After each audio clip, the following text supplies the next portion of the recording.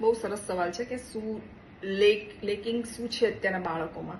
તો I think lacking of reading, વાંચનનો અભાવ એ સૌથી મોટી વસ્તુ છે કે અત્યારના ફેમિલીઝમાં, અત્યારના ઘરમાં ક્યાંય વાંચન જેવી કોઈ વસ્તુ જ જોવા નથી મળે. મને ઘણા બધા લોકો પૂછે છે કે તમારું શબ્દ ભંડોળ આટલું સારું છે, તમારી વોકેબ્યુલરી આટલી સારી છે, તમારા એક્સપ્રેશન્સના આટલા શબ્દો ક્યાંથી આવે છે.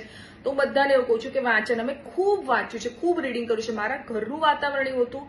મારા દાદા, grandfather used to go to library at the age of 80 to 83. એ એમનો રોજનો નિયમ હતો. જેમ રિટાયરમેન્ટ પછી પૂજા પાઠ ને મંદિર જવું, દેરાસર જવું, વોટેવર, એવો એમનો રોજનો નિયમ હતો કે લાઇબ્રેરી જવાનું, ત્યાં 1 કલાક પેશન્સલી બેસી અને બુક્સ વાંચવાની. અને not only he was reading, એ ઘરે અમારા માટે પણ લઈ આવતા હતા. એમાંથી સારા સ્લોગન્સ હોય, સારા કોટેશન હોય, કોઈ સારી રચના હોય, કોઈ સારા લેખક કે કવિની કોઈ સરસ મજાની પંક્તિઓ હોય તો એ અમારી સાથે ડિસ્કસ કરતા હતા, એમની નોટબુકમાં ઉતારતા હતા.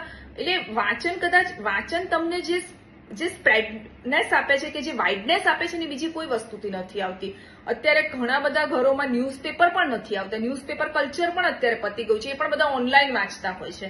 તો કદાચ એ સૌથી મોટો લોસ છે અત્યારની જનરેશન માટે કે they are not reading. They are not reading newspaper, they are not reading books. કદાચ સ્કૂલનો સિલેબસ પણ એ લોકો હવે ઓનલાઈન ભણતા થઈ ગયા છે કે બધું જ ઓનલાઈન ચેટ જીપીટી ને ગૂગલ થી કરીને કરે છે. તો કદાચ આ એક બહુ મોટી ખોટ છે જે પૂરવી બહુ જરૂરી છે. તો કદાચ એક જનરેશનને એક અપલિફમેન્ટ મળે જો એ લોકો વાંચન તરફ આગળ વધે તો.